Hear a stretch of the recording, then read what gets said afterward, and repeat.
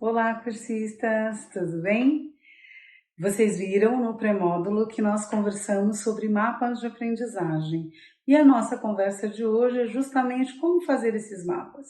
Como que nós podemos usar esses mapas, essas estratégias metodológicas, que atividades, como construir esse mapa, tanto da sala quanto de cada estudante com deficiência.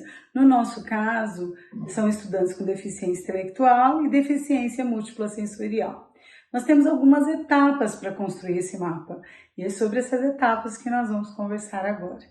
É muito importante que vocês se organizem para que possam educar o olhar para as devolutivas dos estudantes. São essas devolutivas que vão indicar a melhor forma de entender quais os estilos, quais as estratégias mentais que os estudantes usam para poder aprender.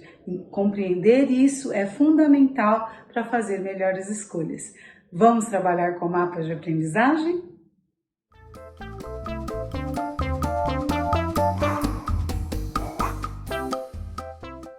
Quando formos elaborar os mapas de aprendizagem, nós vamos elaborar as atividades que nós já tínhamos programado, tanto no plano de ação quanto no PDI do estudante. Então, se eu estou trabalhando com um estudante com deficiência intelectual e quero propor, por exemplo, um desafio que trabalha a inteligência linguística e faço um trabalho de contação de história, eu vou desenvolver essa mesma atividade. A diferença é que naquele quadro que nós estamos apresentando no tema 1, para que possa acompanhar esse estudante, como que ele desenvolve, como que nós vamos monitorar, nós vamos fazer algumas anotações em relação à devolutiva dele. Por exemplo, preparei uma atividade de contação de história. Como foi que esse estudante se envolveu no processo? Ele se interessou pela história? Ele complementou? Depois de contar a história, que você fez o reconto, por exemplo, como que foi a memória dele na devolutiva da história? Ele teve facilidade de lembrar dos personagens? Ele conseguiu saber os nomes dos personagens, o que aconteceu? Consegue dizer, por exemplo, o que aconteceu no começo, no meio e no fim da história? Todas essas anotações, todos esses itens que você vai percebendo, você vai anotar nessa tabela.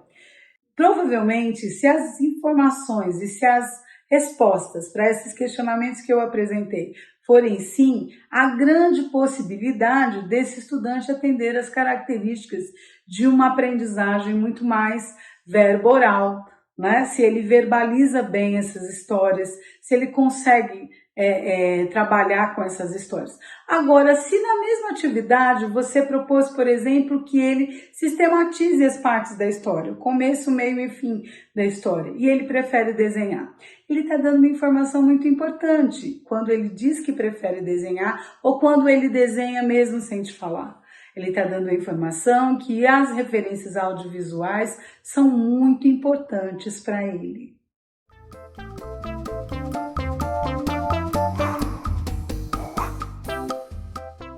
Um outro exemplo, não é?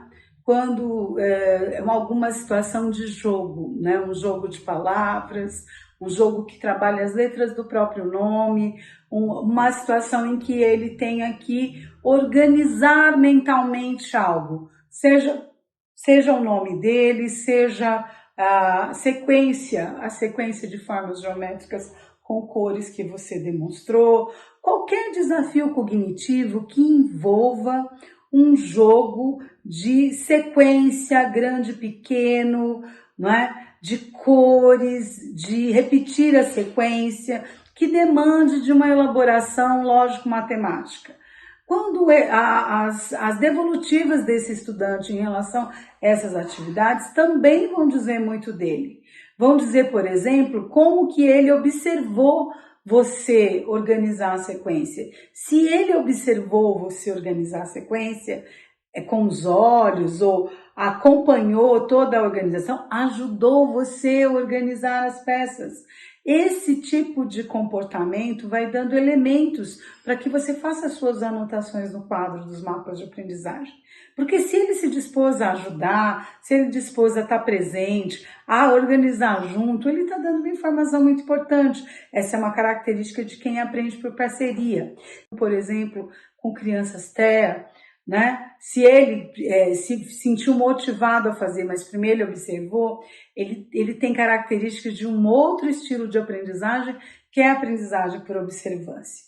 E se ele pediu para organizar, se ele quis fazer do jeito dele, se ele quis organizar, isso significa que ele tem outra estratégia mental para pensar nessa atividade. Então, observar essas devolutivas, ou seja, como ele se comportou, ela se comportou no processo. E como ele conseguiu fazer, por exemplo, conseguiu repetir a sequência? Conseguiu, ele fica perguntando como que é, ou se está certo ou se está errado. Aquele estudante que pergunta muito se é assim que faz, como é assim que faz, ou se remete a você o tempo todo, ele está novamente dando outra informação importante. Sou verbo oral, preciso verbalizar meu pensamento, preciso saber se estou fazendo corretamente. Então, no jogo, esses pontos são fundamentais.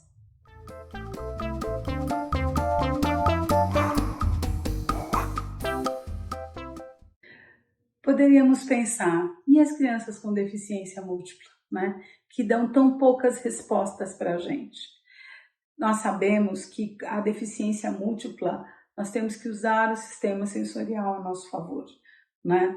A audição para aqueles que têm, a visão, o olhar para aqueles que têm a visão preservada, né? A forma como ele se expressa pela face, né? Se ele não tem a fala preservada, por exemplo, crianças e jovens surdos-cegas, como que é a questão tátil, né, de confirmação, quais são os códigos que foram combinados na comunicação não verbal, é um aperto para o sim, são 2 toques para o não, como que foi organizado, né, esses combinados. Então, primeiro, os combinados são muito importantes, né, e perceber se essa criança está fazendo os combinados. Então, refazer com ela os combinados é fundamental. Então, uma criança surdo-cega vai tatear as fichas, né, de comunicação não verbal, vai perceber a textura dessas fichas, se é mais macia, se é mais áspero, mais macio para o sim, mais áspero para o não. Lembrem-se, ele tem deficiência múltipla, mas ele pensa. Algumas inteligências estão ali comprometidas, mas não são todas. Então, só a forma como ele faz as confirmações e constrói vínculo com a gente, com nós professores do AE, já diz muito das suas devolutivas. Que estratégia ele usa? Se a deficiência múltipla dele, por exemplo, não envolve a audição está preservada, nós devemos explorar isso a nosso favor. Como que nós vamos combinar? É uma batida ou 2 para confirmação de sim e não? Que comunicação não verbal nós vamos trabalhar? A visão está preservada? Vamos explorar muito os cartazes, os cartões de comunicação alternativa, isso pode nos ajudar. E essa exploração também vai nos dizer que ele use estratégias, por exemplo, audiovisuais para aprender. Essa informação é fundamental para a gente.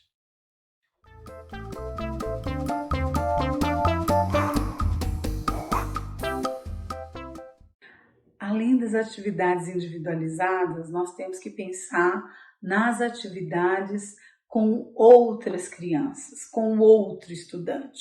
Na sala regular, por exemplo, como que foi desenvolvidas as atividades lá. Então, o professor da sala regular é um parceiro importante também para fazer esse mapa, né? Que atividade, que desafio cognitivo o professor propôs e como foi a devolutiva dele? Como que ele organiza o caderno dele?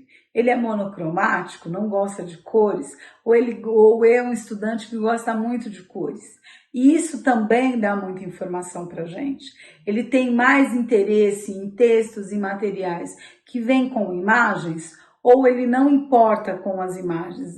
O vídeo, o som é que traz mais referências para ele, né? A outra questão é que também no atendimento do AE, criar situações com as próprias crianças do atendimento para que possa criar situações de interação.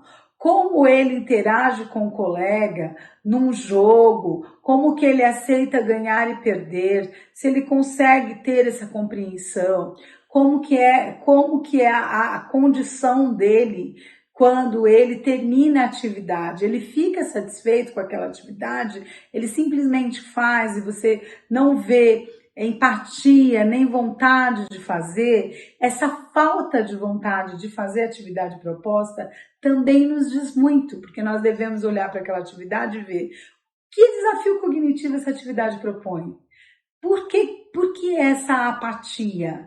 Essa apatia nos diz, não é assim que eu aprendo. Então, eu tenho lá uma atividade de pintar e ele não tem a menor vontade de pintar. Nem pega os lápis, nem tem a intenção de fazer. Às vezes pinta com lápis de lição, monocromático. E a gente fica até meio frustrado, não é? Então, mas quando ele faz isso, ele está dizendo muito pra gente. Olha, não sou audiovisual, usa outras estratégias comigo, essa não funciona. Então, também nesses momentos coletivos, nós podemos fazer as nossas observações, anotar como foi essa devolutiva. Então, na tabela de devolutiva, sempre eu vejo qual foi a atividade, que desafio cognitivo aquela atividade previa e como ele devolveu. Positivamente, negativamente, teve uma inferência, participou ativamente, não participou, não se interessou. Tudo isso vai depois detalhar para que a gente possa ver qual é a frequência maior nas devolutivas dele, ok?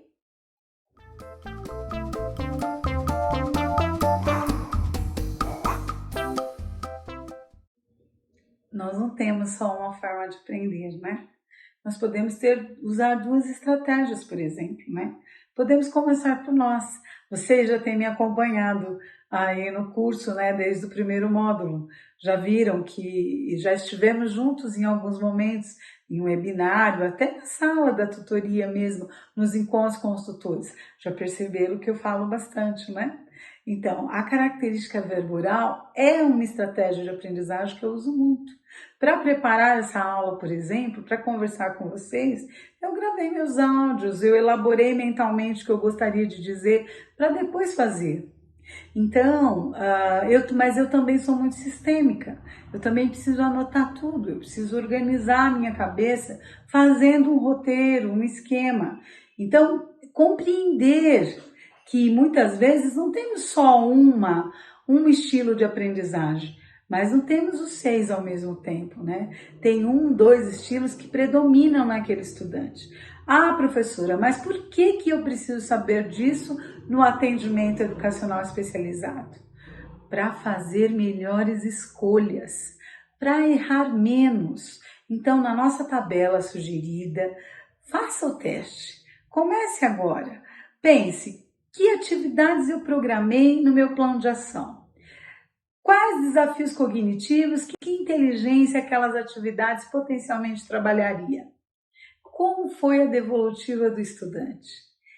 Isso vai lhe auxiliar muito a futuramente no PDI dele fazer melhores escolhas e trabalhar realmente o desenvolvimento de esquemas mentais das inteligências que essa estudante potencialmente tem, mas com a estratégia que ele usa para aprender. Mapas de aprendizagem nos auxiliam principalmente para isso. Não é para rotular o estudante. Esse é verboral, aquele é sistêmico, aquele é audiovisual. Eu preciso saber disso, a família precisa saber disso. Depois que você já tem toda a questão pacificada, é muito importante que você faça essa devolutiva para a família, porque às vezes para aprender em casa ele também usa essas estratégias e a família precisa saber, porque aí vai poder também auxiliar nesse processo. ok? Nós esperamos que com esse vídeo e com essas sugestões, com as imagens que nós estamos trabalhando, lhe ajude a aprender a fazer mapas. Como é que a gente aprende a fazer mapas, professora Zaira? Fazendo. Bom trabalho, experimente a estratégia e nós estamos aqui para acompanhar o curso com você, colaborar com as suas hipóteses e as suas descobertas e apoiar o seu trabalho no AE. Muito obrigada!